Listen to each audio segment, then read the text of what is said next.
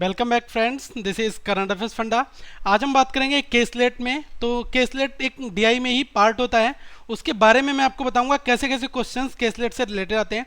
तो बेसिकली इस पार्ट में हम क्वेश्चन सॉल्व नहीं करेंगे, लेकिन हम कुछ कैलकुलेशन का पार्ट जरूर यहाँ पर डिस्कस करेंगे कि वेन डायग्राम बनाते हैं तो उसमें ओनली कौन सा पार्ट होता है और कंप्लीट कौन सा पार्ट होता है। ये चीज़ें बहुत इंपॉर्टेंट है। तो सबसे पहले अगर आप डायरेक्ट क्वेश्चंस को करेंगे तो उसमें कुछ ऐसी टर्म्स आएंगी जिनको हम पहले से ही यहाँ पर जानेंगे। इसके बाद जो पार्ट 2 होगा उसमें डायरेक्टली हम क्वेश्चंस के बारे में डिस्कस करेंगे। फाइन। तो अभी मैं आपको यहाँ पर कुछ कॉन्सेप्ट बताऊंगा और कुछ कैलकुलेशन के स्टेप्स बताऊंगा जो आपके केसलेट डीआई के परस्पेक्टिव से बहुत इंपॉर्टेंट हो गए। मैं आपसे कहना चाहूंगा कि अगर आपको ये सारी बेसिक कैलकुलेशंस आती हैं तो डायरेक्टली आप इस पार्ट को स्किप कर सकते हैं, आप नेक्स्ट पार्ट देखिएगा। फाइन। लेकिन अगर आप फ्रेशर हैं, बिल्कुल नए क्वेश्चंस को स्टार्ट करना है, आपको केसलेट के क्वेश्चंस नहीं आते, तो उनसे पहले ये कैलकुलेशन बहुत ज़्यादा इंपॉर्टेंट है। इस वजह से मैं आपको ये चीज़ें यहाँ पर बता रहा हूँ। फाइन। तो पहले मैं आपको ये कहना चाहूँगा, अगर पहली बार आप ये वीडियो देख रहे हैं तो आप इस चैनल को सब्सक्राइब कर लें। दूसरी चीज दोस्तों, इस वीडियो को लाइक करें, कमेंट करके आप अपने डाउट्स पूछ सकते हैं इस वीडियो के एंड में, और इस वीडियो को आप शेयर करिए आपके वो दोस्त जो कोचिंग अफोर्ड नहीं कर सकते, उन तक भी ये वीडियो पहुंचे। तो मैं आपको बताना चाहूंगा, यहाँ पर हम दो पहलुओं पर बात करेंगे। पहली चीज कि हम बात करेंगे परसेंटेज वैल्यू बेस्ड कैसे क्वेश्चंस होते हैं जो केसलेट डीआई का पार्ट होते हैं और उनको हमें कैसे अप्रोच करना है। दूसरी चीज, वेन डायग्राम कैसे बनाते हैं और वेन डायग्राम में क्या क्या पॉइंट्स आएंगे। ये अगर दोनों चीजें हमें पता होंगी, फिर डायरेक्टली हम जब क्वेश्चन के ऊपर स्विच करेंगे तब हम आसानी से इन क्वेश्चंस को सॉल्व कर सकते हैं। फाइन। तो मैं यहाँ पर कुछ आपको जनरल व्यूज दूंगा।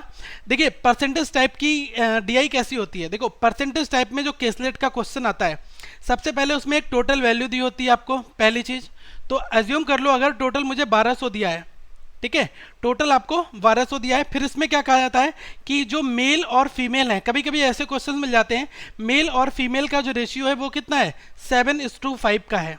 ओके। तो यहां से सबसे पहले जैसे ही मुझे ये इंफॉर्मेशन मिलती है, तो अगर टोटल मेरा 1200 है और 7:5 का मेल और फीमेल का रेशियो है, तो देखो टोटल रेशियो कितना हुआ, टोटल रेशियो हो गया हमारा 12 का। और ये 12 रेशियो किसके बराबर है, टोटल के बराबर होंगे। तो 12 के बराबर कितने हो जाएंगे, 1200, और यहाँ से एक बराबर कितना हो जाएगा, 100। ठीक है। तो यहाँ से आपकी 7 रेशियो कितना आ जाएगा, 700। तो 700 मेल हो जाएंगे, फीमेल कितने हो जाएंगे, 500। तो टोटल दोनों का 1200 आ गया। सबसे पहला काम हमें ये करना होता है। फाइन। बहुत सारे लोग कंफ्यूज आते हैं, क्वेश्चन को पहले पूरा पढ़ेंगे उसके बाद जाके सॉल्व करेंगे। इसमें लिखा होता है कहीं पर कि 30% people of the male are belongs to science section. ठीक है। अगर ऐसा कहीं क्वेश्चन लिखा जाता है कि 30% जो मेल हैं वो क्या है, साइंस को बिलोंग करते हैं, तब हम वहां पर कंफ्यूज हो जाते हैं। अगर यहाँ पर लिखा है कि 30% जो है लोग हैं वो साइंस में हैं और वो कहाँ से हैं, मेल से हैं। फाइन। तो मैं क्या कह सकता हूँ, 30% जब साइंस है तो इसका 30% निकाल दो, तो ये कितना हो गया, 210। 210 लोग क्या है, साइंस सेक्शन में हैं। फाइन। और जो रिमेनिंग बचे हैं उसको हम यहाँ पर नोट कर लेंगे। रिमेनिंग कितने बचे, 490। ये डेटा आपको बहुत इंपॉर्टेंट है कैलकुलेट करने के परस्पेक्टिव से। फाइन। तो मैं आपको ये चीज जरूर बताऊंगा कि हम डेटा वहां पर कैसे कैलकुलेट करेंगे। कभी कभी क्या होता है, टोटल अगर आपको रेशियो थोड़ा डिफरेंट दे दिया, 1200 दे दिया, ठीक है, और इसमें हमारा जो रेशियो दे दिया मेल और फीमेल का, सपोज कर लो वहां पर दे दिया 5:3 का, ठीक है, तो ये कितना हुआ, 8 हुआ, दोनों को मिलाकर 8 हुआ। और इस 8 रेशियो की वैल्यू कितनी है, 1200। तो एक की वैल्यू कितनी हो जाएगी, एक की वैल्यू 8 से डिवाइड कर दो, तो एक बार गया, 4 बचा, 40 हुआ, 150 हो गई। तो यहाँ से एक की वैल्यू जब 150 है तो 5 रेशियो कितना हो गया, 750, और 3 रेशियो कितना हो जाएगा, ये हो जाएगा 450। जब आप इन दोनों को ऐड करोगे तब आपको क्या मिल जाएगा, ओरिजिनल कंटेंट मिल जाएगा 1200। यही यहाँ पर था, 750, 700 और 500 को ऐड करने पर 1200 मिल जाता था। तो क्वेश्चन इसके अंदर से बनेगा, तो हमें क्या करना है, कैलकुलेशन को बहुत कायदे से सॉल्व करना है और फास्टर वे में अप्रोच करना है। पहली चीज तो ये हो गई। दूसरी चीज मैं आपको कुछ बताना चाहूंगा यहाँ पर कि कभी ऑड नंबर्स होते हैं, जैसे हमें क्या दिया, 1390 दे दिया, 1390, ये क्या है, ये टोटल दे दिया। फिर इसमें कहा जाता है कि 30% जो है स्टूडेंट हैं, 30% स्टूडेंट्स आर फ्रॉम नोएडा। मैंने कह दिया कि 30% जो नोएडा के स्टूडेंट्स हैं। ओके। तो देखो 1390 का मुझे 30% निकालना है। मैं डायरेक्टली भी कर सकता हूँ, 1390 इंटू 30 डिवाइडेड बाई 100। अगर मैं ऐसा करूंगा तो 0 से 0 दोनों कैंसिल हो जाएंगे। 139 इंटू 3, ये कितना हो जाएगा, 417 हो जाएगा हमारा। ठीक है। पहली चीज ये वाली अप्रोच हम कर सकते हैं, लेकिन यहाँ छोटी कैलकुलेशन आप कर लोगे आसानी से। लेकिन अगर सपोज करो कैलकुलेशंस आपकी बड़ी हो जाती हैं, तब वहां पर हम क्या फंडा यूज करेंगे। तो देखो 30% पूछा है, सबसे पहले आप 10% निकाल लो। तो देखो 1390 का 10% कितना हुआ, 139 हो गया। अब क्या पूछा है, 30% पूछा है, तो 10% इंटू 3% कर दूंगा, तब 30% आ जाएगा मेरा। तो इसका मतलब इसकी वैल्यू भी 3 से मल्टीप्लाई कर दो, 3 की और 139 की। अगर मैं डायरेक्ट, ये काम हमें मेंटली कैलकुलेट करना है। अगर जितनी ज़्यादा प्रैक्टिस होगी तो ऐसी कैलकुलेशंस हम बहुत आसानी से कर सकते हैं, पहली चीज़। तो मैं यहाँ पर ये बताना चाह रहा हूँ, ये आप कैलकुलेशन करोगे आपको फिर भी 417 ही यहाँ पर मिलेगा। फाइन, ये कई बार एग्जाम्स में इंपॉर्टेंट भी होता है और हमें ये चीज़ें कर लेनी चाहिए। ओके, अब कभी पूछ लिया जाता है यहाँ पर कि 2400 है, ठीक है, और इसका मुझे 12% निकालना होता है, ठीक है। तो 12% निकालना होता है तो 2 जीरो आप ऐसे ही काट दोगे, क्योंकि कभी भी परसेंटेज की बात आएगी तो वो डिवाइड बाई 100 तो होगा ही होगा। अब ये 2400 है, इसका क्या निकालना है, 2400 का 12%, या फिर हम कह सकते हैं कि 12% ऑफ 2400, दोनों बात एक ही हैं। ओके, तो देखो 12% लिखा है ना, तो 12/100 तो लिखोगे ही लिखोगे, इंटू मल्टीप्लाई करोगे। अब 2400 कर दोगे तो 2 जीरो ऐसे ही कटे और 12 इंटू 24 यहाँ पर मेरा डायरेक्ट आ गया। तो मुझे क्या करना है, यहाँ पर मुझे पहली बार में ही जीरो कैंसिल कर देना है। अगर कहीं हमारा लिखा है 5200, 5200 और इसका लिखा है 8% लिखा हुआ है, तो मैं खुद देख लूंगा कि पहले मैं परसेंट जैसे ही यहाँ से हटाऊंगा तो 2 जीरो यहाँ से हटा दूंगा। परसेंट का मतलब ही होता है 2 जीरो हटाना। फाइन, तो डायरेक्टली मैं यहाँ पर 52 इंटू 8 से कैलकुलेट कर लूंगा। दूसरा फंडा ये हुआ कि ये फंडा अगर आपको मालूम है तब आप आसानी से क्वेश्चंस कर सकते हो, क्योंकि आपकी एक्यूरेसी और आपकी स्पीड दोनों यहाँ से मेंटेन रहेगी, ठीक है, क्योंकि यहाँ पर हमें बेसिक कैलकुलेशन जानना जरूरी होता है। दूसरी चीज़, हमें 20 तक टेबल जो है वो बहुत फास्ट याद होनी चाहिए। अगर हमें 30 तक टेबल याद है, 30 तक तो बहुत आसान है, कोई इशू नहीं है, क्योंकि कहीं पर आपकी क्वेश्चंस में मल्टीप्लाई आता है कि 29 इंटू 8 या फिर 29 इंटू 7, तो आप जब एक एक बार करते हो तो आपको यहाँ पर कुछ सेकेंड्स तो लगते हैं, लेकिन आपको 29 और 28 की टेबल याद है, तब आप आसानी से डायरेक्ट एक बार में वो वैल्यू लिख सकते हो। तो पहली चीज़ ये है कि आज से ही कोशिश कर लो कि एग्जाम से पहले पहले मुझे हर दिन, देखिए मोस्टली 20 तक टेबल सबको याद होती है, 20 से 30 जो है वही मेन फेज रहता है। तो आप अगर पर डे एक टेबल याद करते हैं तो आप 10 दिनों में मुझे लगता है सारी टेबल याद कर लेंगे। तो 30 तक टेबल याद करना है, 10 डेज का केवल काम है।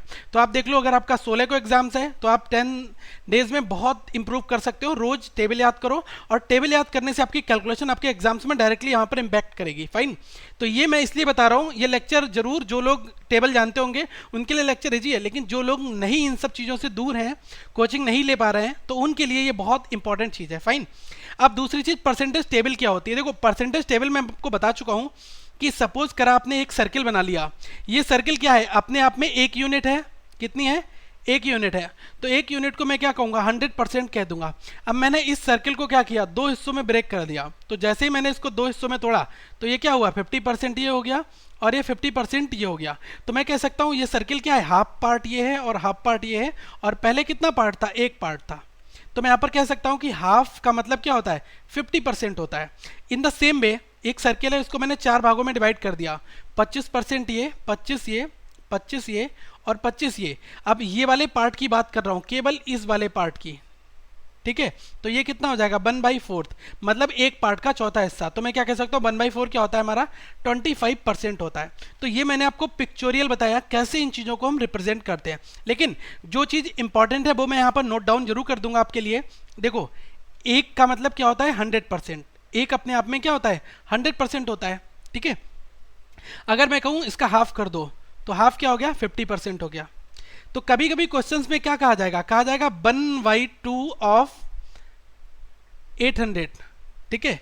तो ये पूछा जाएगा, कभी कभी लिख दिया जाएगा 50% ऑफ 800, तो आप वहां पर कंफ्यूज मत होना, 50% हो जाए तो डायरेक्ट आप हाफ कर दो उसका, ठीक है। कभी 25% हो जाए, आपको 800 का 25% निकालना है, तो आप यही तो करने वाले हो, 2 जीरो तो 2 जीरो काटोगे, 25 अट्ठे कितना कर दोगे, 200 कर दोगे, तो आपका ये क्वेश्चन निकल के आ गया। लेकिन मुझे क्या करना है, मुझे पता है 25% क्या होता है, 1/4 होता है, 1/4 इंटू 800 करूंगा, डायरेक्टली एक बार में मैं यहाँ पर 200 निकाल दूंगा। तो मेरी ये वाली अप्रोच ज़्यादा स्मार्ट है in compare to that approach. Fine, तो मुझे इन चीज़ों का बहुत ज़्यादा ध्यान रखना है। ये कैलकुलेशन स्टेप्स आप खुद से डेवलप करेंगे, ये कोई लॉजिक और कोई शॉर्टकट नहीं है, ये केवल प्रैक्टिस का एक नमूना है। अगर आपकी प्रैक्टिस बहुत स्मार्ट है तब आप आसानी से इन क्वेश्चंस को कर सकते हैं। फाइन, तो मैंने यहाँ पर ये तरीके भी आपको बता दिए। अब मैं कुछ परसेंटेज टेबल यहाँ पर लिख रहा हूँ, उसको दोस्तों जरूर कॉपी में नोट डाउन कर लें, और हर एक स्टूडेंट्स को उसकी जबान पर ये टेबल रटी होनी चाहिए। तो हाफ को हम कहते हैं 50%, और 1/3 को हम क्या कहते हैं, 33.33%। और 1/4 क्या होता है हमारा, 25%। और 1/5 क्या होता है हमारा, ये होता है 20%। इसके बाद आ जाओ 1/6। 1/6 क्या होता है, 16.66%। अगर क्वेश्चंस में हमें 16.66% दिया तो डायरेक्ट 1/6 से आप मारो उसको डिवाइड, ठीक है, मल्टीप्लाई, जो मल्टीप्लाई करेंगे ना। अगर मुझे दे दिया है कि 960 का आपको 16.66 निकालना है तो डायरेक्ट 1/6 कर दो एक बार में। ये कितना हुआ, 160 यहाँ पर आ जाएगा, 960 का 16.66%। लेकिन अगर आप इस परसेंट को फ्रैक्शन में कन्वर्ट करने पड़ जाओगे तो आप वहाँ पर कंफ्यूज होगे, आपसे क्वेश्चन नहीं हो पाएगा। इसलिए मैं कह रहा हूँ इस परसेंटेज टेबल को आप याद कर लो फ्रेंड्स, ठीक है, बहुत इंपॉर्टेंट है। 1/6 ये हो गया। 1/7 की अगर बात की जाए तो ये कितना हुआ, 14.28। और अगर मैं कहता हूँ 1/9 तो ये कितना हुआ, 11.11%। फाइन। देखो ऐसा होता है ना, 1/9 का मतलब क्या होता है, 100 डिवाइड बाई 9। और मैं इसको क्या करूँगा, 11 बार दिया, दशमलव लगाया, ठीक है, ये कितना बचा, 1 बचा, 10 हो गया। फिर ये कितने बार हुआ, 1 बार हुआ, ठीक है, फिर 10 बचा। ये इस वजह से 11.11 होता है। फाइन, ये चीज़ आपको समझने की ज़रूरत है। 1/10 आपका कितना हो जाएगा, ये हो गया आपका 10%। फाइन। और एक बार आप याद और रख लो 1/11 क्या होता है। देखो 1/11 होता है हमारा 9.09%, ठीक है। अगर 9.09% लिखा है तो 1/11 से डायरेक्ट मल्टीप्लाई मार दो, ठीक है। ये चीज़ आपको समझ में आ गई। दूसरी चीज़, कभी भी कंफ्यूज इस चीज़ में मत होना कि अगर मुझे लिखा हुआ है कि 300% ऑफ 459, तो आप 459 का 300% निकालने में कंफ्यूज मत हो जाना, क्योंकि देखो 300 ऑफ 459 और इसका मतलब ही यही होता है 459 परसेंटेज ऑफ 300, दोनों की वैल्यू सेम होती है। मैंने आपको ये चीज़ पीछे भी बताई है। कैलकुलेशन करोगे 300% है, डिवाइड बाई 100 कर दोगे, इंटू 459 लिख दोगे। अब यहाँ पर 459% लिखा है, आपसे कहा गया है कि 459% जो है वो कितना होगा, 300 का। तो देखो 459 की डिवाइड बाई 100 कर देंगे, इंटू 300 कर देंगे। अब देखो ये 2 जीरो यहाँ से कट जाएंगे, ये 2 जीरो यहाँ से कट जाएंगे, बचेगा क्या यहाँ पर, 459 इंटू 3। डायरेक्ट यहाँ पर आप मल्टीप्लाई कर दो, आसानी से आपको वैल्यू कैलकुलेट हो जाएगी।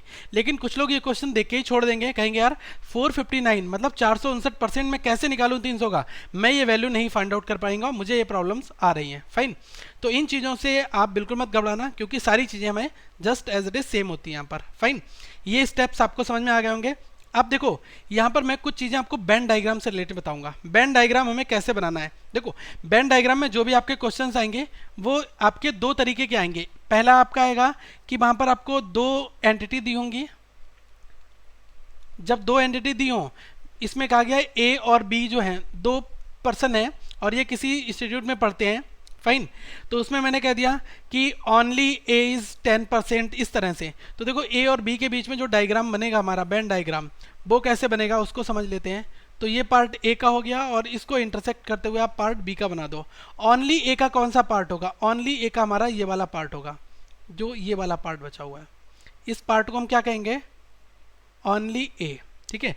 और ऐसे ही ये वाला कौन सा पार्ट हो जाएगा हमारा, ये पार्ट आपका हो जाएगा ओनली बी का, ठीक है। और कंप्लीट अगर मैं पूछूं ए का पूरा क्या है, तो ए का जो सर्किल पूरा बना हुआ है वो क्या है, ए का पूरा पार्ट है। और बी वाला क्या है, जो बी का सर्किल बना है वो बी का पूरा पार्ट है। फाइन, एक आगे 3 वाले सेट में मैं एक एक चीज़ आपको अलग अलग काट के दिखाऊंगा कैसे करते हैं। फाइन, वो चीज़ भी देख लेना। और ये वाला पार्ट क्या होता है, ये दोनों का शेयरिंग पार्ट होता है, ठीक है। दोनों आपस में एक दूसरे को इस पार्ट को शेयर कर रहे होते हैं, ठीक है। अब दूसरी चीज़ मैं आपको एक चीज़ और बताना चाहूँगा कि 3 एंटिटी के ऊपर कैसे हमें बनाना है। देखो 3 एंटिटी का आप एक बार देख लो, 3 एंटिटी में क्या होता है। 3 एंटिटी में मैं यहाँ पर आपको एक चीज़ दिखाना चाहूँगा, just a minute friends. 3 entity में देख लो हमारे 3 सर्किल होंगे। फाइन, पहला सर्किल हमारा कुछ इस तरह से होगा, सेकेंड सर्किल इसको इंटरसेक्ट करेगा, तीसरा आपस में एक दूसरे को काटेगा, ठीक है। पहले मैंने इसको नाम ए दे दिया, इसका नाम मैंने बी दे दिया, इसका नाम सी दे दिया, ठीक है। और इस टोटल की कोई एक वैल्यू होती है। टोटल की वैल्यू अगर मैंने दे दी 200 है, तो 200 मतलब क्या हुआ कि इसमें से सारे जो है ना ए बी और सी, इन तीनों को मिलाकर टोटल कितनी वैल्यू आएगी, 200 आएगी। फाइन, अब देखो पार्ट की बात करते हैं कि इसमें ओनली का पार्ट कौन सा है। अगर मैंने कह दिया ओनली ए कौन सा है, तो देखो ध्यान रखना, ए तो अभी मैंने पीछे बताया था आपको, अब कि मैं ओनली सी वाला पार्ट बताऊंगा। ओनली सी कौन सा होगा इसमें? देखो सी ये है हमारा, सी का मैं सर्किल यहाँ पर एक बार ड्रॉ कर रहा हूँ, सी का पोर्शन ये वाला है, फाइन। अब मुझे ओनली सी निकालना है, तो ओनली सी ये वाला होगा, यहाँ तक जाना है हमें, और फिर उसके बाद यहाँ तक जाना है, फिर ये वाला सर्किल कवर कर लेना है। तो इतना पार्ट, मतलब हम क्या कहेंगे, इतना पार्ट जो है ना, ये वाला पार्ट, इसको हम क्या कहेंगे, ओनली सी, फाइन। और कंप्लीट सी की बात अगर करेंगे तो पूरा सी का पूरा सर्किल, सी को पूरा सर्किल ले लो, तो ये आ जाएगा आपका ओनली सी। इसको नोट डाउन कर लो, फिर मैं इसको रब कर रहा हूँ। दूसरी चीज़ मैं यहाँ पर आपको एक चीज़ और बताना चाहूँगा। सपोज करिए अगर किसी ने आपसे कह दिया कि ए एंड बी क्या है, मैंने कह दिया कि both A and B, both A and B, both A and B मैंने कह दिया, फिर मैंने यहाँ पर कह दिया ओनली ए एंड बी, इन दोनों में अंतर क्या है?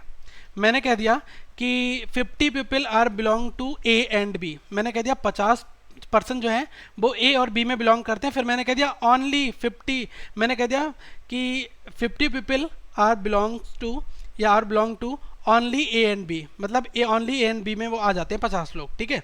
अब देखो ध्यान रखना है यहाँ पर क्या करना है मुझे, ओनली लग गया और केवल सिंपल है, तो इन दोनों का हमें ट्रीटमेंट कैसे करना है ये मैं आपको एक एक करके बता रहा हूँ। सबसे पहले मैं आपको ओनली का बताता हूँ, ओनली का पोर्शन कौन सा है, ओनली ए एंड बी और सिंपल ए एंड बी। तो देख लो ओनली ए एंड बी, इसका मतलब ये होता है कि ए एंड बी के साथ ओनली लगा हुआ है और एक केवल होता है ए एंड बी। इन दोनों में कैसे डायग्राम निकालना है, देखो सबसे पहले आप यहाँ पर ये समझ लो कि अगर मैं केवल इतने पोर्शन की बात कर रहा हूँ, देखो ये वाला पोर्शन जो है ना, ये वाला पोर्शन जितना मैं शेडेड कर रहा हूँ यहाँ पर, ये जो मेरा शेडेड पोर्शन है यहाँ पर, ये देखो बी का हिस्सा भी साथ में है और सी का हिस्सा भी है। क्या ए का यहाँ पर कोई लेना देना है? ए का लेना देना नहीं, क्योंकि ए की बाउंड्री यहाँ से टच होकर निकल जा रही है, इसलिए ए का कोई भी पार्ट यहाँ पर बिलोंग नहीं करेगा। तो इस वाले पार्ट को हम क्या कहते हैं, इसको हम कहते हैं दोस्तों ओनली ए एंड बी, अगर मैंने केवल इतने पार्ट की यहाँ पर चर्चा की है तब। ओके, अब अगर मैं पूरे पार्ट को यहाँ पर निकाल देता हूँ, ये वाला पार्ट भी और साथ में जो ये ऊपर वाला पार्ट भी है, ये डॉटेड वाला पार्ट भी है, तो इस कंप्लीट को क्या कहते हैं, ए एंड बी, ठीक है। वैल्यू से भी बताऊंगा कैसे करते हैं, और टोटल मैंने आपको बता दिया ये वाला। अब बचा क्या, ऑल थ्री, मतलब ऑल थ्री क्या होगा, ऑल थ्री को हम कैसे यहाँ पर कैलकुलेट करेंगे। देखो ऑल थ्री का सीधा सा सिंबल ये है कि अगर ये ए है और ये बी है और ये सी है, तो इसके बीच में जो तीनों के साथ शेयर है, ये वाला पार्ट जो है,